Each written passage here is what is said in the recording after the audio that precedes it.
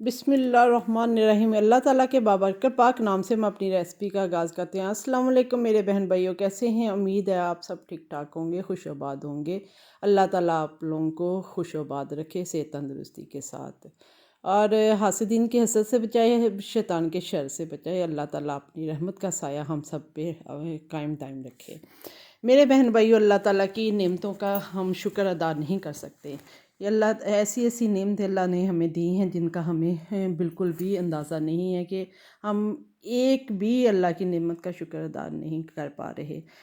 इसके लिए एक आयत याद आ गई, फ़बई लाइरबकमतुकज़िबान। हम ये एक हल्दी है। ये हल्दी ज़मीन के अंदर उगाई जाती है, ज़मीन के अंदर होती है, और ये अदरक की मानद होती है। अदरक जैसे अदरक की गांठ होती है वैसे ही होती है। अदरक भी जैसे अदरक के बहुत सारे फ़ायदे हैं, इसी तरह इसके भी बहुत फ़ायदे हैं। ये छोटी छोटी चीज़ें जो हैं हमें नज़र नहीं आती, लेकिन इसके अंदर अल्लाह ताला की नेमतों और अल्लाह ताला ने ऐसी बीमारियों का इलाज बताया हुआ है जो हमें पता भी नहीं होता, और घर में ही चीज़ पड़ी होती है जिससे हम अपनी बीमारियों का इलाज करते हैं।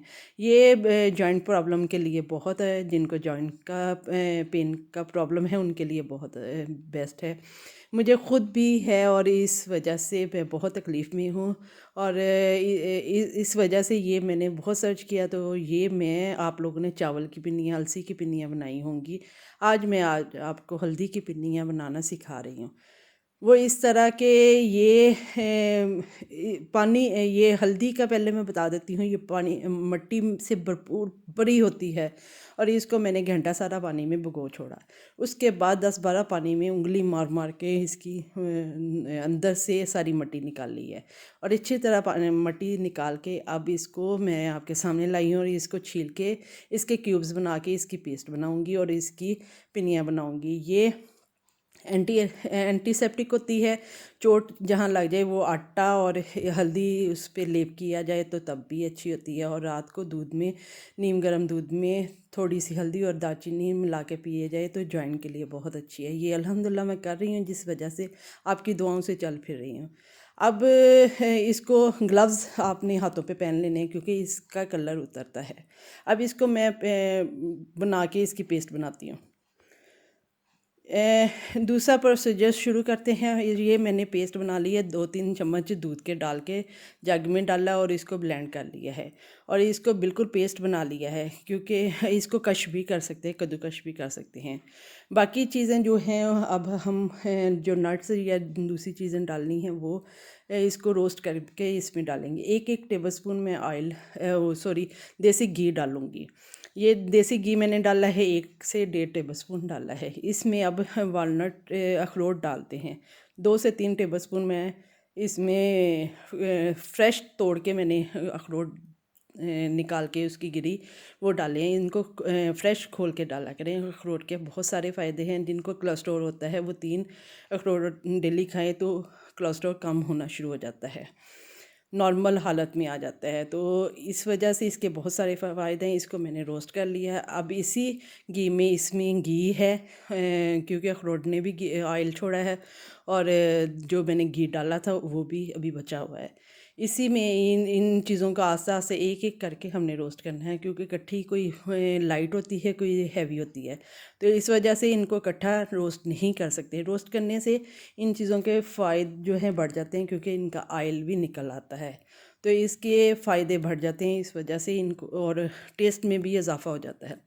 अब इसी घी में, वो इसमें उसी तरह घी है तो ये मैं इसमें बादाम डाल देती हूँ। बादाम आँखों के लिए, ज़हानत के लिए, दिमाग के लिए बहुत अच्छे होते हैं। इनको इस तरह रोस्ट करके इनको भी रोस्ट कर लेते हैं। वैसे भी आप लाइट सा नमक डाल के इनको रोस्ट करके ड्राई फ्रूट में रखा करें, ताकि बच्चे भी बहाने से खा लें और मेहमानों को भी इंजॉय करवाएं। तो ज़रा टेस्ट में मज़ा आ जाता है। रोस्टेड आलमंड बन जाते हैं वो। आप अखरोट को भी इस तरह कर सकते हैं। अगर जो बीपी के पेशेंट हैं वो नमक ना डालें, वैसे भी लाइट सा पैन में डाल के घी के बगैर इसको रोस्ट करके। अब ये बादाम भी रोस्ट कर लिया है। इसके बाद बाकी चीज़ें एक एक करके इसको मैं निकाल लिया है। अब इसमें क्योंकि बादाम भी हो गए, अखरोट भी, और अब मज़ीद मैं इसमें घी डालती हूँ। ये 1 टेबल स्पून, बहुत थोड़ा थोड़ा मैं घी डालूँगी। बेशक ये देसी घी है, ये अब मैंने पिस्ता डाला है। बेशक ये देसी घी है, लेकिन इसको थोड़ा सा लाइट ही रखेंगे। पिस्ता भी रोस्ट कर लिया है, अब इस रोस्ट कर लिया, अब इसमें ये चारों मग्स डाले हैं। चारों मग्स भी ताकत का भरपूर ख़जाना है। इसमें भी ये हमारे जो खरबूजा तरबूज वगैरह लौकी होती है उनके सीड्स होते हैं। ये मैंने अब किशमिश डाली है। सारी चीज़ें 2-2 3-3 टेबलस्पून अपनी जेब की इजाज़त से, जो आपकी जेब इजाज़त देती है। इसको मैंने पानी से धो लिया था और ड्राई करके किया है। इसकी जो डंडी है वो निकाल ली है, एक आध रह की वो मैंने आपके सामने निकाल दी है। इसके बाद ये है फुल मखाने। फुल मखाने में भी ताकत का भरपूर ख़जाना है। इसकी खीर बना के अगर कमर के पेशेंट खाएं तो बहुत इसके लिए बेस्ट है। इसकी खीर बनाना भी मैं नेक्स्ट वीडियोस में किसी में आपको दिखाऊंगी। इसके भी बहुत सारे फ़ायदे हैं। इसको वैसे भी रोस्ट करके अगर रख लिया जाए तो जैसे हम स्नैक्स वगैरह खाते हैं तो उस तरह भी किया जा सकता है। ये मैंने चारों गूंद डाली है। इसके लिए थोड़ा सा घी मैंने ज़्यादा डाला है, 1 से 1.5 टेबलस्पून डाला है। और ये फूल जाएगी। जब फूल जाए तो आपकी ये गूंद तैयार है। जो गूंद कतीरा होता है वो पानी में डालें तो मेल्ट हो जाता है और वो फूलता नहीं है घी में। ये घी में डालें तो फूल जाती है, तो बिल्कुल सॉफ्ट हो जाती है। इसको हाथ से भी कुछ यानी कि कुचूमर बनाया जा सकता है, या अब बाकी नट्स के साथ मैं इसको भी चॉपर में डाल के मोटा मोटा कूट लूँगी, चॉप कर लूँगी, या कूट लें हैम्बर में वो कुंडी डंडा में डाल के इसको, या हैम्बर से कूट लें। तो मैं ये सारी चीज़ें चॉपर में डाल के आस्ते आस्ते इनको कूट लूँगी। ये है तिल। तिल कैल्शियम से भरपूर होते हैं। ये जिनके पास जो दूध वगैरह अफोर्ड नहीं कर सकते, वो 1 टेबलस्पून तिल जो है वो आप 1 गिलास पानी में लेके जग में ब्लेंड करके पी लें तो आपको 1 गिलास दूध के बराबर कैल्शियम मिलेगा। ये इतना, और ये बहुत कम दाम में मिलते हैं और सस्ते मिलते हैं। इनको मैं नहीं पीसूँगी, बाकी सारी चीज़ों को मैं तकरीबन बहुत बारीक भी नहीं और बहुत मोटा भी नहीं पीसूँगी। अब इसमें 2 टेबलस्पून मैंने घी डाला है, और ये पिसी हुई जो वो है हल्दी, वो इसमें डाल के भून लेते हैं। इसको 10 से 12 मिनट में हल्की आंच पे भूनूंगी ताकि ये इसका कच्चापन और जो कड़वाहट सी आती है वो ख़त्म हो जाए, और गोल्डन ब्राउन सी हो जाएगी तो बिल्कुल कलर चेंज हो जाएगा। तो समझिए आपकी हल्दी भुन चुकी है और पैंदा छोड़ना शुरू कर देगी, जैसे हलवे पैंदा छोड़ देते हैं। ये मैं इसमें मुझे घी कम लग रहा है, लेकिन हालांकि इसमें घी छूट जाएगा। ये मैं फ़र्स्ट टाइम अपने लिए कोई चीज़ बना रही हूँ जो मैं कुछ खा लूँ, तो इसमें इंशाल्लाह दूसरों का भी हिस्सा निकालूंगी। ये 1 टेबलस्पून मैंने और घी डाल दिया है। और ये जब इसकी मैं अफादियत के बारे में देखा और इसके फ़ायदे देखे तो मेरा दिल था कि मैं इसको बनाऊं और आप लोगों तक भी शेयर करूं, ताकि मेरे हर, अब तो बुज़ुर्गों का ही नहीं कह सकते, अब तो बच्चे बच्चे के कोई ना कोई जॉइंट में प्रॉब्लम है। ये मैंने 10 मिनट 12 मिनट लगा के घड़ी के टाइम के मुताबिक इसको भून लिया है। ये देखें बिल्कुल पैंदा इसने छोड़ दिया और घी भी छोड़ दिया है। ये हमारी हल्दी भुन चुकी है। इसके ये एंटी कैंसर भी है, और जो जिनको मैदे का अल्सर है वो भी इसको खा सकते हैं। उनका भी मैदे का अल्सर भी, जो अंदर ज़ख़म होते हैं वो भी ठीक करते हैं। हर लिहाज से एंटी कैंसर, एंटी लीवर भी है। जिगर के मरीज़ जिनको जिगर का प्रॉब्लम होता है उनके लिए भी बहुत अच्छी है। सिवाय गुर्दों के मरीज़ के जिनकी गुर्दों में पत्थरी होती है वो कम तादाद में लें, क्योंकि इससे पत्थरी का साइज़ बढ़ सकता है। अब मैंने तकरीबन आधा कप से थोड़ा सा कम मैंने घी डाला है, और इसमें आटा, ये आटा डालना है, लेकिन उससे पहले मैंने 3-4 इलायची के दाने कूट के डाल दिए हैं, छिलका उतार दिया है। तो इसके बाद मैंने 1.5 कप जो है मैंने आटा इसमें डाल दिया है। ये आटा अच्छी तरह भूनेंगे। अगर हम मुझे और चाहिए तो घी और डाल लेंगे, पहले थोड़ा मैंने डाला है, मज़ीद डाल सकते हैं।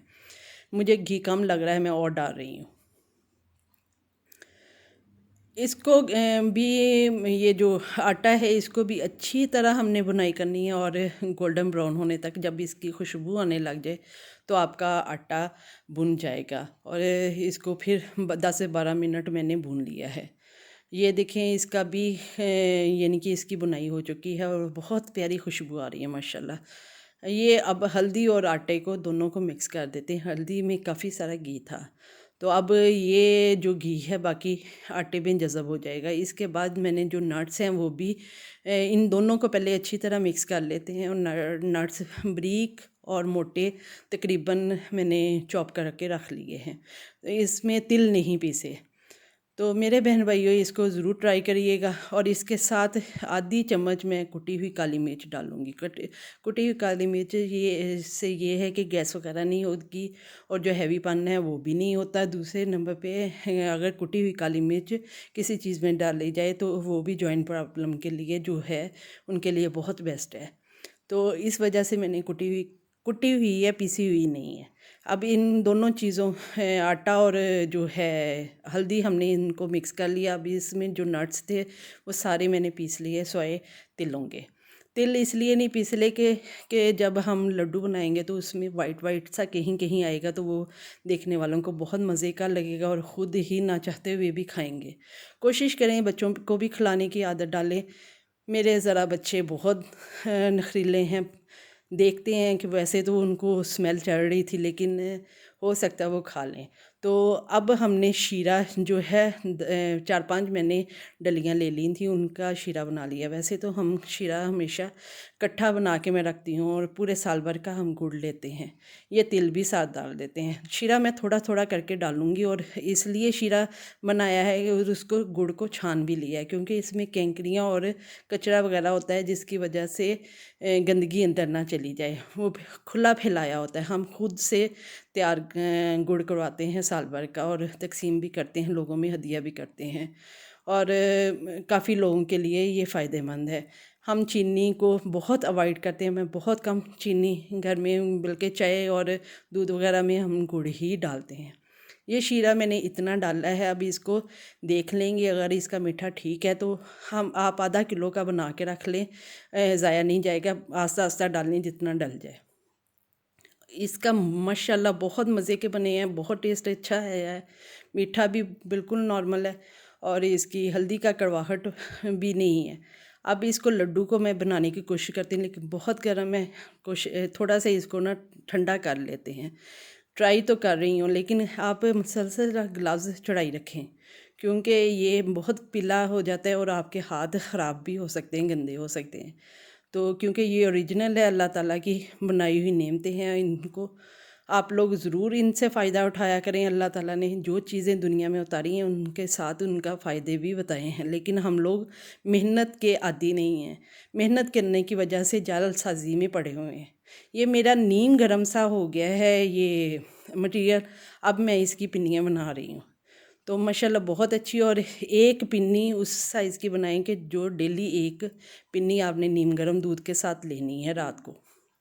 یہ بہت فائدے ہیں، دعا کریے گا، یہ مجھے بھی فائدہ ہے اس کا حاصل، اور آپ لوگ بھی اس کو ٹرائی کریں کہ 1 مہینے کے لیے یہ ہلدی آتی ہے، اور اس کو ڈرائی بھی کریں، اور میں تو پہلے بھی ڈرائی کر کے رکھتی ہوں۔ انشاءاللہ اس کو ڈرائی کرنے کا طریقہ بھی آپ کو سکھاؤں گی، آگے حلوہ بھی بناؤں گی، تو آپ لوگ دعاؤں میں مجھے یاد رکھیں تاکہ میں صحت تندرستی رہے اور آپ لوگوں کو ان چیزوں کو بنا بنا کے میں دکھاتی رہوں۔